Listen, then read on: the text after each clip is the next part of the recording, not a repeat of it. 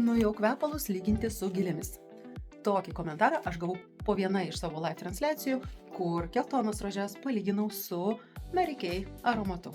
Štai šiuo.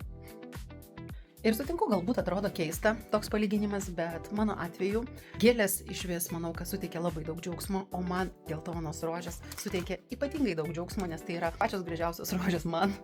Ir jos asocijuojasi su saulės, su energija, su pavasariu, visą laiką sukuria man tokią džiaugsmo emociją.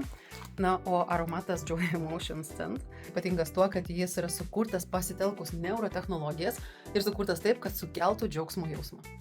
Man tai vienas iš paprasčiausių būdų susikurti savo džiaugsmo emociją, tiesiog pasidžiaugti gėlėmis ir pasikvėpinti aromatu, kuris irgi sukelia džiaugsmo jausmą. Kad jūs žinotumėt, kaip jis kvepia ir iš karto kelia šypseną.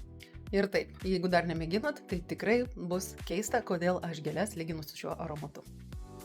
Aš nežinau kaip, bet tos neurotechnologijos tikrai veikia. Parašykite komentaruose, kaip jūs sukuriate savo džiaugsmo emociją. Galbūt kažką pasidovanojate savo, pavyzdžiui, gėlių ar naują aromatą.